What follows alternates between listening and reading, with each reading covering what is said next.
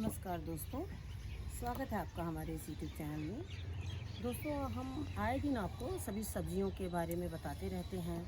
Terrace gardening में कौन सी सब्जी कब लगाएं, जैसे कि हम आपको आज आपके सवालों के जवाब देने जा रहे हैं। हर एक के लिए एक लोगों के सवाल को मैसेज में लिखना थोड़ा हमारे लिए मुश्किल हो जाता है, इसलिए हमने यही कोशिश करी है कि आप लोगों को ये जो सवाल हैं हम आपको मतलब इस तरह से वीडियो के में दे दें, जिससे कि आप क्या और भी कई लोग इस वीडियो को देख सकते हैं, जिससे कि उन्हें बहुत सुविधा हो कि वो किस तरह से अपने पेड़ पौधे लगा सकें।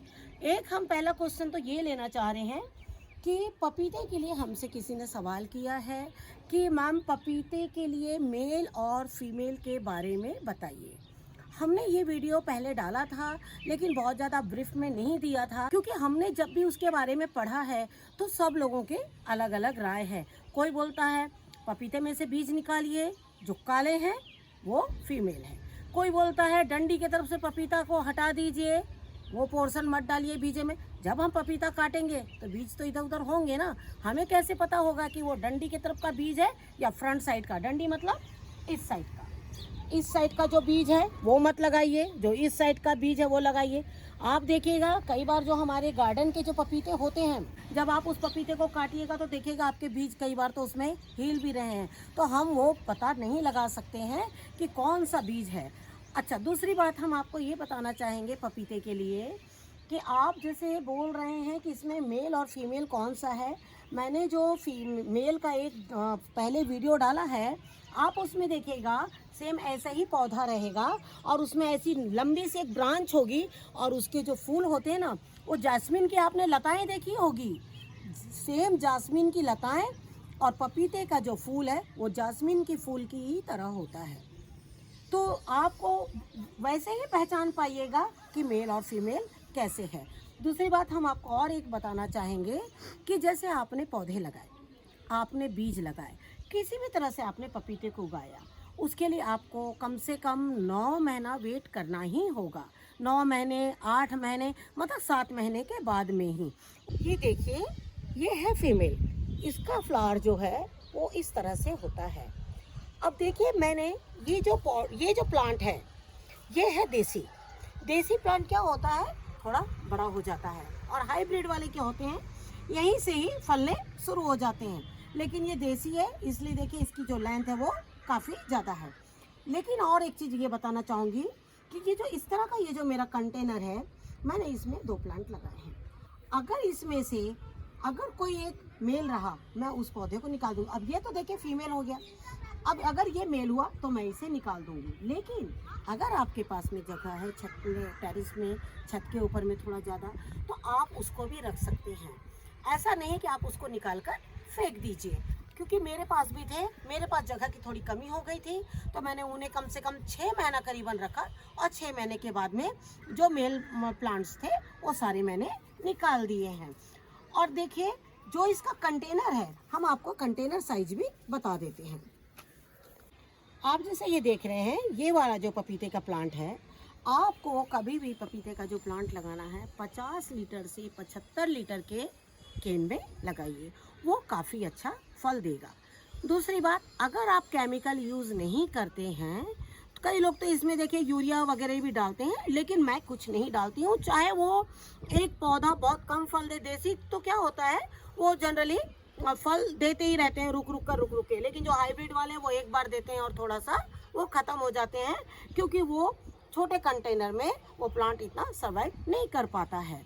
हम आपसे यही कहना चाहेंगे कि जब भी आप पपीते का पौधा लगाएं, देखिए जैसे ये देखिए, ये मिट्टी अभी आप देख रहे हैं पूरी सूखी है, और मैं आपसे ये बताना चाहूँगी कि पपीते की मिट्टी ना ही ज़्यादा सूखी रहनी चाहिए और ना ही ज़्यादा वो दलदल में होनी चाहिए। उस दोनों स्थिति में फूल जो है आपके झड़ जाएंगे। अभी मैंने आपको इसलिए दिखाया है कि इतनी सूखी भी आपको मिट्टी ज़्यादा नहीं रखनी है, क्योंकि अभी थोड़ी देर बाद ही मैं इसमें पूरा गोबर मिट्टी से खाद डाल दूंगी। और ये जो पौधा है फरवरी मार्च में बहुत अच्छा ग्रोथ करता है पपीता, इसलिए जिन्होंने अभी पपीते नहीं लगाए हैं वो अभी पपीते के बीज कहिए या पौधे कहिए, जो भी है आप लाकर और लगाइए। और आपसे एक बहुत अच्छी बात ये बोलना चाहेंगे कि हर पौधे से हमें ये उम्मीद नहीं करनी चाहिए कि वो फल ही दे और वो फूल ही दे।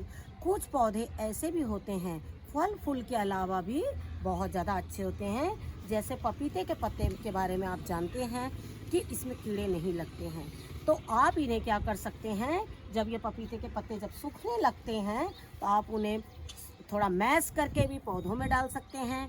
गीले पत्तों की चटनी पीस के उसको पानी में छान के इस तरह से पत्तों में आप उसका छिड़काव भी कर सकते हैं। जो पत्ते गाय नहीं खाती हैं या जो पत्तों में कीड़े नहीं लगते हैं, जो दवाई वाले पत्ते होते हैं, उनका इस तरह से भी यूज़ कर सकते हैं आप। तो आप क्या करिए, अगर आपका एक मेल पौधा निकल गया है तो आप उसे इस तरह से रखे रहिए और उसके बाद में उसके पत्तों का इस्तेमाल करिए। और जब आप देखिए कि दूसरे फीमेल में मतलब फल आ गए हैं, आप उसे निकाल दीजिए। लेकिन मेरी इच्छा से भी मेरे पिछले साल छत में एक भी मेल पौधा नहीं था, लेकिन फिर भी फल लगे थे। इसका मतलब ही है उसे पॉलिनेशन की इस तरह की ज़रूरत नहीं होती है कि मेल पौधा होगा तब भी आपका फीमेल जो है वो फल देगा, ऐसा नहीं है। इसलिए अगर होता है मेल तो भी ठीक है, नहीं होता है मेल पौधा तो भी ठीक है। अभी जो 3 महीने की गर्मी है और मतलब ये जो फरवरी मार्च अप्रैल, ना ही इसमें बहुत ज़्यादा गर्मी है और ना ही इसमें ज़्यादा बहुत ठंड है, तो पपीते के पौधे इन 3 महीनों में बहुत अच्छा ग्रोथ करेंगे। तो आप इन्हें लगाइए अभी। और आशा करती हूँ आपको पपीते पे किए हुए सवालों का जवाब मिल गया होगा। अब हम आपको दूसरे प्रश्नों का भी जवाब दे देते हैं। हम आपका अगला प्रश्न बता रहे हैं शकरकंद। शकरकंद के ऊपर सबसे ज़्यादा आप लोगों ने प्रश्न किए हैं और मैं जानती हूँ इस पर प्रश्न इसलिए हुए हैं क्योंकि ये अपने आप में एक बहुत अच्छी सब्जी है और बहुत ही आराम से हो जाती है। और हमें भी आप लोगों को देखते हुए 2 तरह से शकरकंद लगाए हैं, एक टहनी से और एक शकरकंद से। अगर मैं शकरकंद से नहीं लगाती तो आप लोगों को यकीन ही नहीं होता कि शकरकंद से भी पौधा लग सकता है। जैसे आपका एक क्वेश्चन था, क्या बहुत पहले किसी ने क्वेश्चन किया था जब मैं शकरकंद लगा रही थी, क्या आपने गोबर ताज़ा डाला है? नहीं, गोबर ताज़ा मैं नहीं डालती हूँ।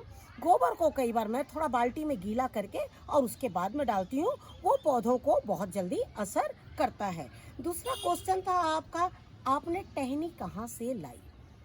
टहनी मैंने कहीं से नहीं लाई, मैंने टहनी शकरकंद से ही शकरकंद को लगाया था और शकरकंद से जो टहनी निकली थी उसी टहनी को मैंने लगाया था।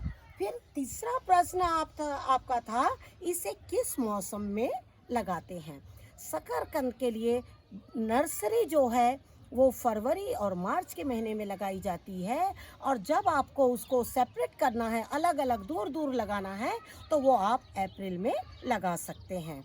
उसके बाद में आपका अगला क्वेश्चन था, आपने बीज से लगाया है क्या? ये क्वेश्चन तो 1-2 दिन पहले ही आया था। नहीं, मुझे बीज के बारे में इसका कोई आइडिया नहीं है क्योंकि मैंने फर्स्ट टाइम शकरकंद से ही लगाया था और वो भी एक इत्तेफाक था, जो मेरे किचन के शकरकंद थे उनको मैंने ना खाकर उनको लाके के मैंने किचन के वेस्ट में रखा था और वो इसी वेस्ट से मेरा इतना शकरकंद तैयार हुआ था। तो हम आपको इसीलिए इसके पहले भी एक वीडियो डाला है जो मैंने कहा कि आप किचन वेस्ट को किस तरह से आपको संभाल के रखना है। कोई भी सब्जी आपकी सूखती है उसको भी आपको इस तरह से इस्तेमाल करना है और उसी से आपको एक नई चीज़ मिल जाएगी। अगला क्वेश्चन आपका था, शकरकंद को कैसे लगाएं? देखिए आपको मैं बता रही हूँ, ये देखिए, ये थी मेरी टहनी। जब आपको मैंने एक वीडियो डाला है जिसमें आपने देखा था कि काफ़ी सारी उसमें टहनी थी और उसी टहनी से मैंने काट के लगाया था। लेकिन जो मैंने शकरकंद भी दिखाया था आपको जो निकले थे, तो उनमें से मैंने क्या किया था, जो बड़े शकरकंद थे वो तो मैंने रख लिए थे और जो छोटे छोटे शकरकंद थे उनको मैंने क्या किया था, देखिए, ये देखिए, ध्यान से आप देखिए, ये देखिए, शकरकंद में से देखिए टहनी निकल गई है। अब ये टहनी जो है आपकी फरवरी और मार्च में काफ़ी ग्रोथ कर जाएगी। उसके बाद आप अपनी फैमिली को देखते हुए आपके घर में इसका कितना कंज्यूम है उस तरह से आप शकरकंद को अपने टेरेस में लगा दीजिए।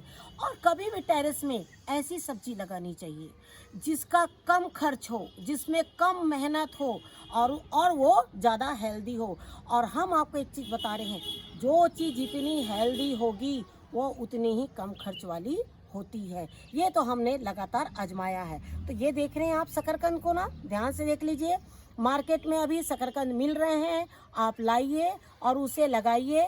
और ये वीडियो मैंने पहले डाल रखा है, सेम जैसे मैंने प्रोसेस किया है उसी प्रोसेस से आप इसे लगाइए। आप लोगों ने जो भी शकरकंद के सवाल किए थे, हमने कोशिश यही करी है, उन सारे सवालों के आपको हमने जवाब दिए हैं। और हम यही चाहेंगे कि जितना हमने आपको बताया है इतना ही आप करेंगे। आप देखिएगा 6 से 7 महीने में आपके भी शकरकंद काफ़ी अच्छे हो जाएंगे। आप आशा करती हूँ आपको सारे प्रश्नों के जवाब मिल गए होंगे। आपके मैं तीसरे प्रश्न का जवाब दे रही हूँ। जब हमने शुरू में वीडियोस बनाए थे और कुछ बैगन हमने आपको वीडियोस में डाले थे, उस बैगन को देखकर मुझे किसी ने ये पूछा था कि मैम आपने ये बीज कहाँ से लाए हैं। और मुझे बहुत अच्छा लगा था जब उन्होंने मुझसे ये पूछा था। मुझे यही लगा था कि देखो, मतलब हम सोचते हैं ये चीज़ हमें पसंद है, नहीं, ऐसा होता है कि बहुत लोगों को ऐसी चीज़ें पसंद होती है। वो एक्चुअली देसी बैगन थे, ग्रीन वाले। वो मैंने महाराष्ट्र से मंगवाए थे। अगर आपको भी महाराष्ट्र से मंगवाना है तो अगर आपके नियरेस्ट कोई है, आता है, जाता है, तो आप क्या करिए, जो वीडियो में मैंने बैगन डाला है सेम उसका पिक्चर ले लीजिए। और पिक्चर लेकर आप उनको ये बोलिए कि भाई इस तरह का मुझे महाराष्ट्र का देसी बैगन का बीज किसी भी जहाँ से बीज मिलते होंगे वहाँ से आप मंगवा सकती हैं। और वो बीज हम आपको बता रहे हैं, वो फल सिंगल ही फलते हैं, वो गुच्छों में नहीं फलते हैं। उसकी एक खासियत है। तो अगर आपको कहीं से ऑनलाइन भी मिल जाता, क्योंकि मेरा ऑनलाइन नहीं है, मैंने इसे अपने फार्म से लाया था, वहाँ हमारे घर है, तो वहाँ से मैंने बीज को कलेक्ट किया था। कुछ पौधे लाए थे मैंने वहाँ से और उन्हीं पौधों को लगा दिए थे। उसके बाद से आज 10 साल हो गया मैं उसी पौधों से इस तरह से बीजों को बढ़ा रही हूँ। और ये देखिए अभी भी मैंने ये सारे पौधे देखिए लगाए हुए हैं। इसमें देखिए काफ़ी पौधे हैं। एक बैगन था, बस मैंने उसको इस तरह से छींट दिया था और ये देखिए सारे निकल गए हैं। और अभी मौसम में इसी साल फरवरी का महीना, मतलब फरवरी जो इतना अच्छा महीना है फल फूल जो भी लगाने के लिए, क्योंकि ठंड का कहर बरसता नहीं है और गर्मी बहुत ज़्यादा इन्हें मतलब कि लगती नहीं है, तो ये बहुत अच्छे से तैयार होते हैं। आप देखिएगा, ये बैगनों को मैं जब लगाऊंगी आपको दिखा दूंगी और आप भी इसी तरह से किसी की भी हेल्प से बीजों को मंगा सकती है। आशा करती हूँ आपको आज हमारा ये वीडियो पसंद आया होगा। अगर आपको हमारा वीडियो पसंद आए तो उसे लाइक शेयर ज़रूर कीजिए और मेरे इस चैनल को सब्सक्राइब ज़रूर कीजिए। Thank you very much. नमस्कार, जय हिंद, जय भारत।